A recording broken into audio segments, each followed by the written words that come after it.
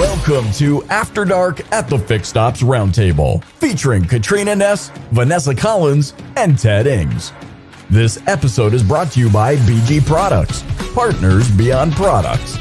And now for your hosts, Ted Ings, Vanessa Collins, and Katrina Ness.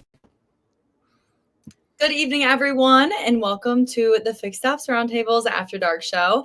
I'm Katrina Ness, joined by Vanessa Collins and Ted Ings, and a good friend of the Fixed Ops Roundtable and a very familiar face, Owen Moon, with Dealer Stream. So welcome, Owen, and it's good to have you back after seeing you at NADA and now being back virtually. Yeah, absolutely. Good to see you guys too. Good to be back. Ted, it's been a while. Good to see you. Good to see you. Yes. Happy New Year. Yeah, you as well, man. What is it? Well, we're into February, so. But no, it's good. Good to be here. I'm glad we were able to make this work tonight. Excited to jam with you guys for a while there. So. All right. So I see a Vikings helmet behind you. What's the other one? Both of them are Vikings, actually. Oh. One's the white one that we did, and for our whiteout game, and then that's our purple. So yeah, my new office. So yeah, just kind of trying to get all moved in here and get rolling. So. Well, congratulations. We're going to hear about Dealer Stream tonight. You gave me a little preview a few months back. Okay, what was potentially coming, but I guess it's all official now. I saw the website. It looks beautiful.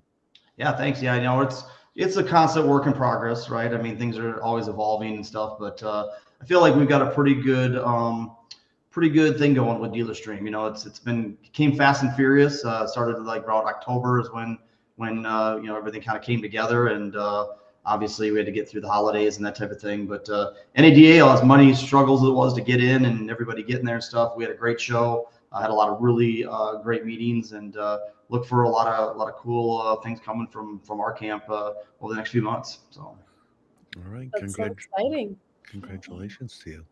So. Yeah. I missed you guys. I mean, haven't been around the last couple of Fixed Ops Roundtables, so. I know. Yeah.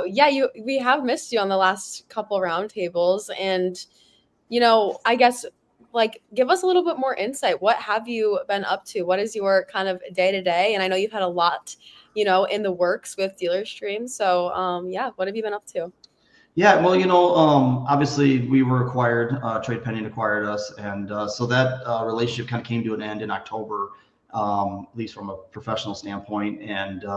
Right after that, I joined Bowtie Solutions on their advisory board. They are a service BDC company, do a lot of different types of BDC work for dealerships, whether it's like doing recall campaigns or, warranty work, warranty calls, or even like taking overflow. It's amazing. For the last 6 years, I've done so much on the service marketing side, right? Helping elevate dealerships' websites and getting more content on there and that type of thing. What I really found out though is that, well, marketing is great, right? Marketing is there to drive more, opportunities into the service department, and a lot of the service departments, no fault of their own with, things that have happened with like COVID and stuff where we lost a lot of the employees and things like that. They got a lot going on in there. And so, what we found with the BDC side, as I've kind of dug in that with Matt Raymond and his team, is that they're missing a lot of calls, right? And you miss calls, you're missing appointments, you're missing opportunities. And so Kevin Coleman, my business partner, and myself both joined them in October to kind of lead some of the strategy and that type of thing. And so we're going to continue on with that relationship with Bowtie Solutions. And then was really kind of looking for, where I could impact the industry the most. We know that there's a lot of different places that need help in this industry. It's always changing and that type of thing. And one of the areas that we really kind of identified on our side was the lack of transparency and just lack of strategy and results on streaming advertising. So a lot of people call it OTT or over the top video, but we looked at that and said, hey, this is something that we think that we could impact. Kind of going back to my old roots, I spent a lot of years as an agency guy, helping build TV ads and radio ads and putting together media campaigns and things like that. Really trying to get back to some of that, but now taking everything that I've learned over the last 20 years here, 25 years, and kind of bringing it all together. My time at Trade Pending was great. I spent a year really learning about vehicle acquisition and really digging into that part of it. Obviously, service marketing, and then going back to some of my roots with branding and sales and that type of thing. So just a lot of things kind of happening and kind of all going together at once here to kick off 2025. So I have a question for you. I'm so glad Kevin Colma back with you because Kevin's fantastic. Yeah, he actually was on a roundtable once, sitting in for you, because typically that was Owen Moon's. But I have another question. Are you going to bring back Stan? Because Sleepy Stan was a favorite of mine early on. Stan might make a comeback. He might be more AI driven this time though. He needs to be a little more animated. So that was the fun. That was one of my very first. Your first Fixed Ops Roundtable in Beverly Hills. Oh, Yeah, he had a character called Sleepy Stan. When you're speaking, right, you can sit there and bore the audience to death and talk a bunch of stats and all stuff, which is all good stuff. But sometimes you just got to shock it off people, right? And so I was like, how can I make an impact to a bunch of industry professionals, people that don't know me, something that I can leave behind that you remember, and people still talk to me about Stan. So Stan, the old service man. So. Yeah, in fact, and good evening, David Buckshaw from Pell City, Alabama. Wow. Okay. Fantastic. Thank you for being here. Robert Miggs, thank you. Robert. Owen, you were at that first roundtable with Tully when Tully put up that Excel spreadsheet and started talking about the hours. Remember that? Yeah. Now it's mainstream, right? Everybody's talking about that. It's become way more important, but he's a pioneer. He's always been ahead of his time. So glad to call him a friend and a guy that I've leaned on over the last 5 years to pick his brain on different things and stuff, and even got out to his facilities a couple years ago when I was heading to speak at a Lexus Fixed Ops event, and we did lunch, and I got to see his whole operation. So pretty amazing. I mean, he's very vocal and animated or whatever, and he kind of has that same vibe when you're walking around at his stores as well. So that's awesome. It's kind of funny to hear everybody talking about the hours now, Owen, right? I know. Hey man, sometimes you got to kick the door down, right? And we did that with Fixed Ops Digital, and I'm hoping to maybe do that a little bit with some of the streaming stuff that we're rolling out. So definitely. Owen, are you going to the Fixed Ops Roundtable pop-up event at the Nilo company? When is it? Did you know about the Fixed Ops? I didn't know about it. Yeah. So we're having funny you should mention that, Katrina.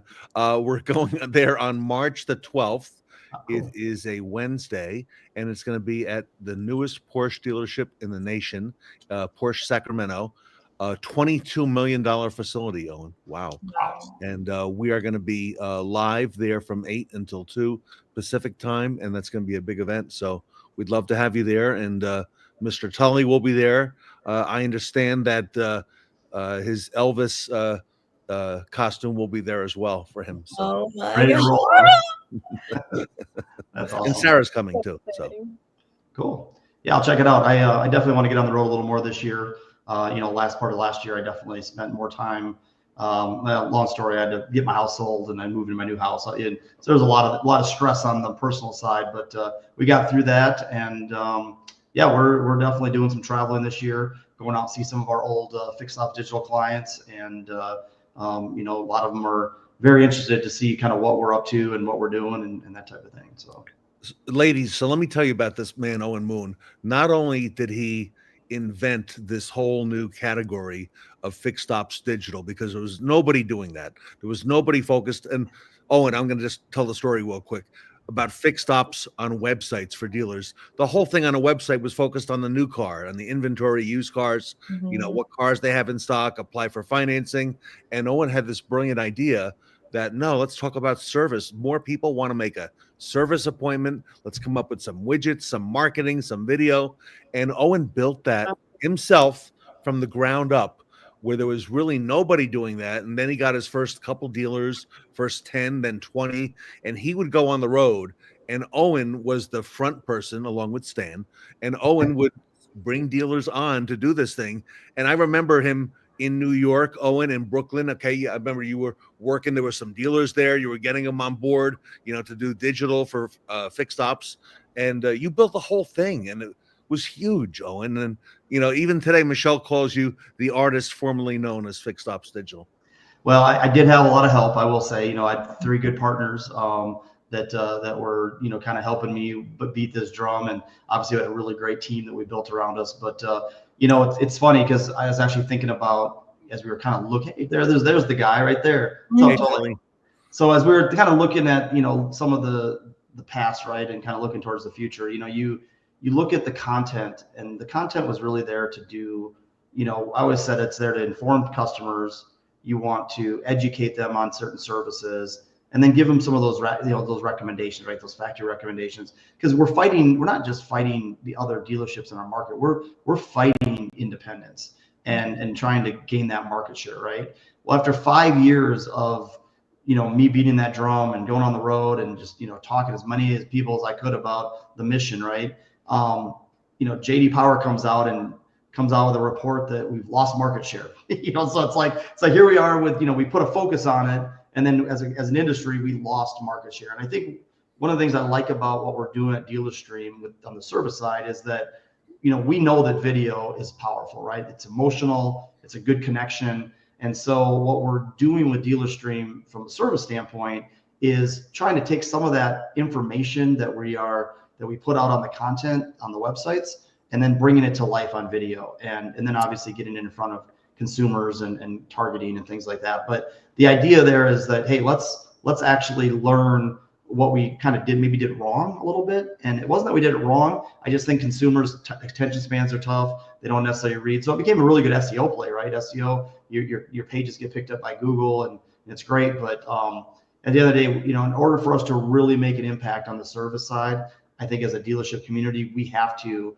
create an impact. And I think, the why service message is still the same, right? Why should they come to the dealership? It's because we have the better techs, and we have certified techs, we have the better equipment and technology and all that. But, it's hard to get that across if no one's reading it. So using video, obviously that's there's a lot of video companies out there doing it different ways. Streaming advertising is obviously another way. So, that's one way that we're using our platforms to continue that mission on the service side. Is that your logo on your shirt, I see? It's kind of our emblem, our icon or whatever. So yeah. I came in uniform. Yes, of course. Wow. Yes. So Owen, dive more into what is DealerStream and how stream advertising can really help service departments in the dealerships in 2025. Yeah, well, so look, OTT's been around. Hey, Mike, how you doing, buddy? And Roger. OTT's been around for a while, right? And I think when people thought of OTT, they thought of, cheap CPMs, which sometimes can be good, right? Because you're getting more for your money. But in this case, cheap CPMs means a lot of times meant maybe not as good placement, right?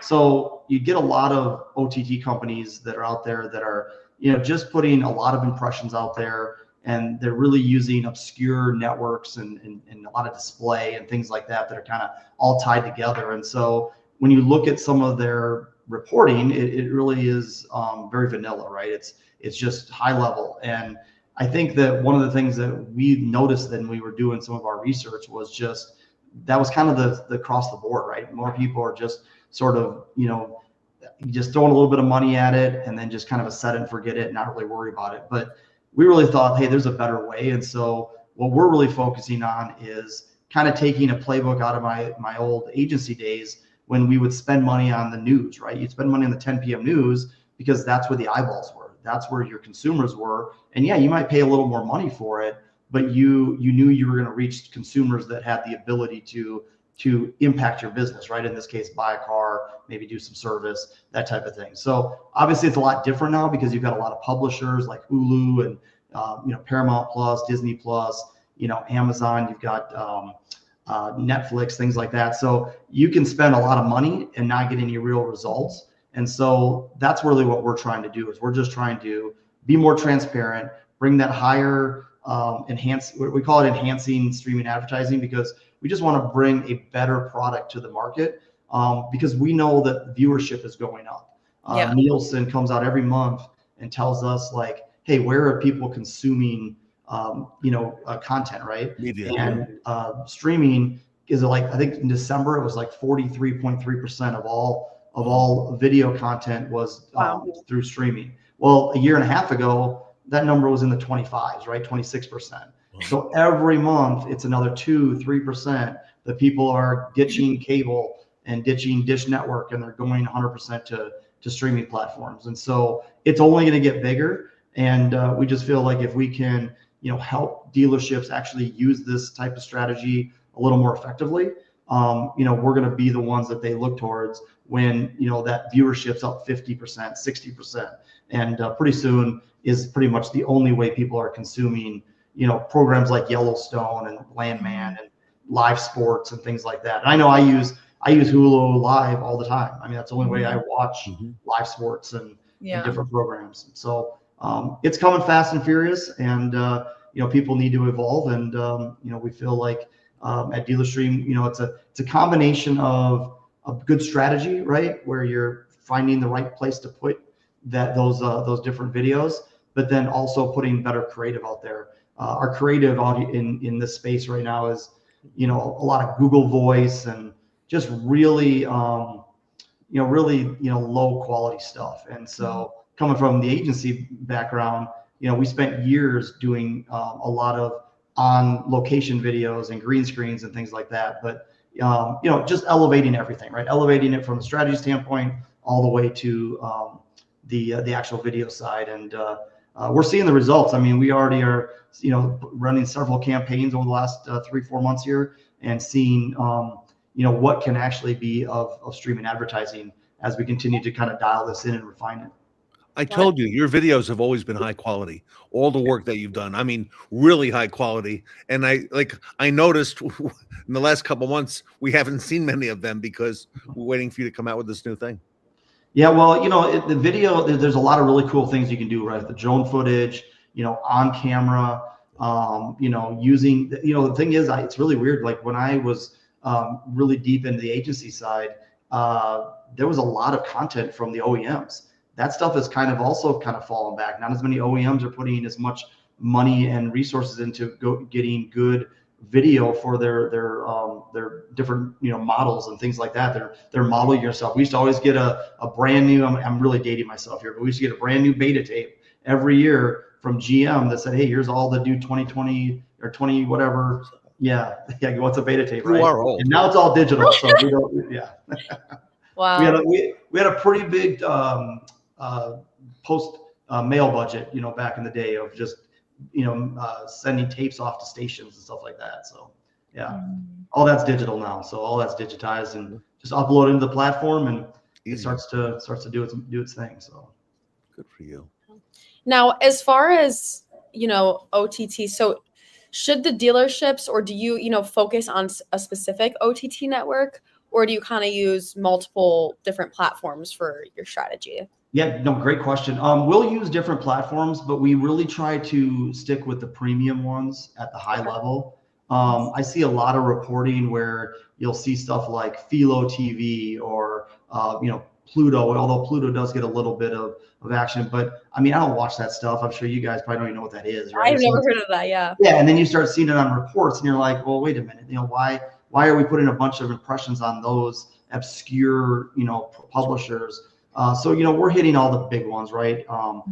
Peacock and Paramount Plus, Disney Plus, Amazon, Hulu and Netflix. Those are all the ones that, everybody's watching. So let's start there. And then if we want to kind of follow them around with some re-engagement type strategies and things like that, then maybe you can hit some different, different areas with more online video strategies and stuff. But at the high level, if you're sitting there watching Tombstone, the chances of you getting up off your couch, or a consumer to get up off their couch to change the channel or to skip an ad. And a lot of times with CTV, you can't even skip ads. So there's a lot of benefits to starting on those platforms first, on those larger devices, like your 60-inch televisions and stuff that are, while you're sitting there watching it in your dorm room or in your apartment or in your house. I mean, it's where everybody starts, and then from there you can sort of refine your strategy down funnel at that point. So definitely. And I think everyone's switching over to streaming for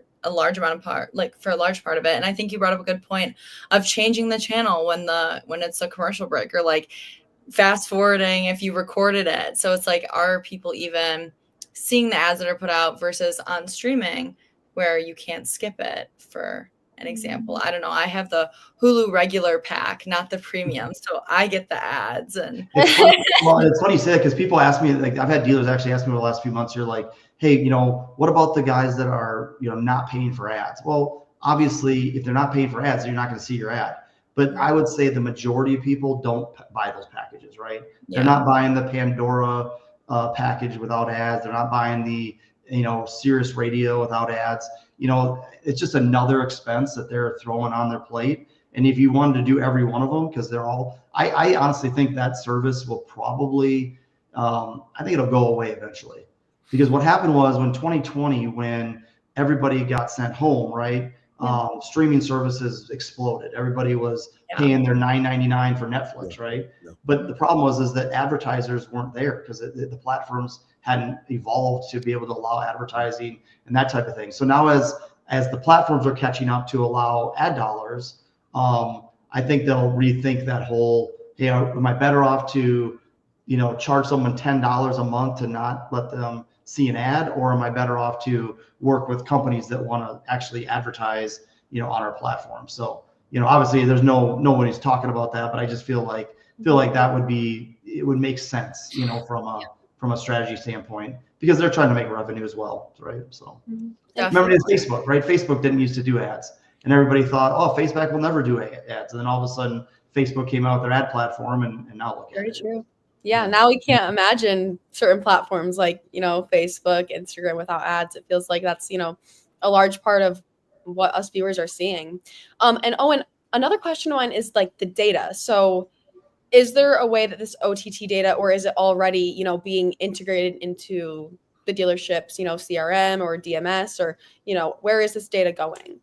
Yeah, no, it's great. Well, actually, I'll go the other direction. We can ingest data into the platform. So if somebody wants to hit a certain audience, let's say pull some stuff out of their CRM or out of their DMS, the nice thing about these platforms is it allows us to ingest that data in. So now we can actually, so one of the ways that we're using it is like direct mail.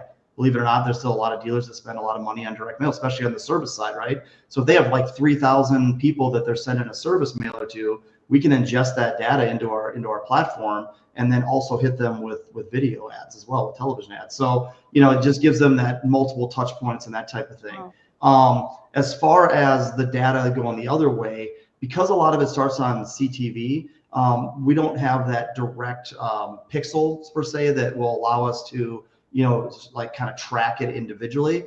But what we are doing is a lot of times is, from what we can see, is we are reinforcing other lower funnel strategies, right? So a lot of people are out there doing social media, they're doing paid search, they're doing online video, things like that, where they're retargeting. We get them into it's more people that have maybe never heard of us, let's say, for example, and a lot of that high level funnel guys, and then we bring them out into the website, and then a lot of those other marketing tactics kick in after that, right? So now you're doing retargeting, you're doing more reinforcement, doing VIN specific stuff once somebody actually reaches the website and maybe hits a piece of inventory. So it's more of a complementary, but I think what's happening in today's marketing space is that people have forgotten so much about the high funnel customer, because everybody wants to touch that low funnel, right? Because and let's be honest, the reason why is because then they can take credit for it, right? They can say, hey, Ted Ings was on my website and I'm ready to buy a car. Well, you might have been able to buy a car anyways. You're probably ready to do it, right? But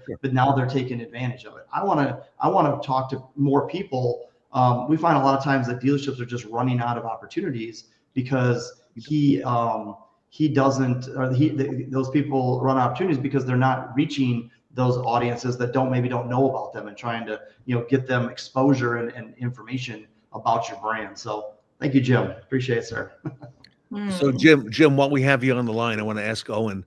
Owen, I saw you were in New York City recently. Yes. I saw that on a post. What were you doing here in the city?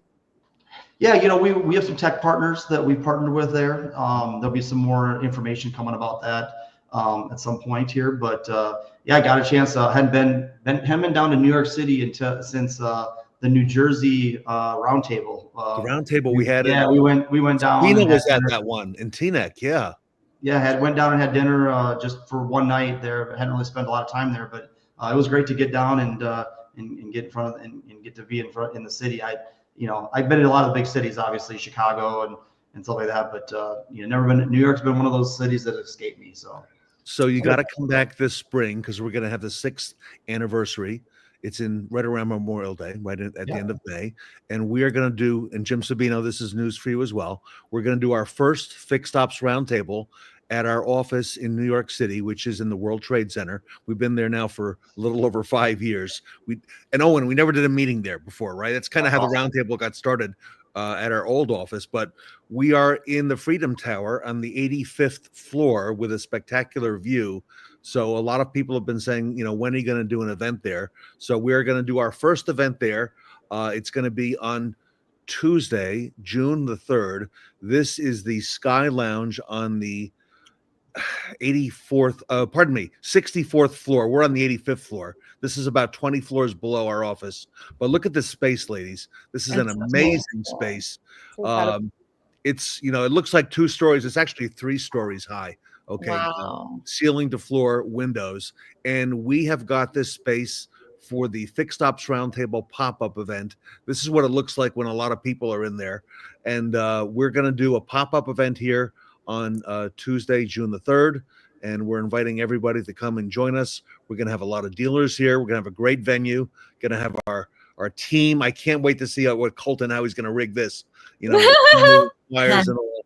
But this is going to be our big pop-up event in the spring. And please join us June the 3rd. So it's now on my calendar. I will be there. You got to be there. If an industry professional wants to come out to that, how should they reach out or connect with you? Yeah, connect with us on social media. It's easy. We got a lot of space. We can hold a lot of people. I think there might be even some folks in your family. Maybe Jen might want to come to New York. You never know, right? Oh yeah. And she's already on the deal. All right, very good. And obviously we want the ladies here, Vanessa and Katrina, I'll be there. to be part of that. And Sarah will be there as well. And Dave, I could live there, right? I could do that. Sure. So awesome. Wouldn't be a bad place to set up shop. Wouldn't be a bad place. So no.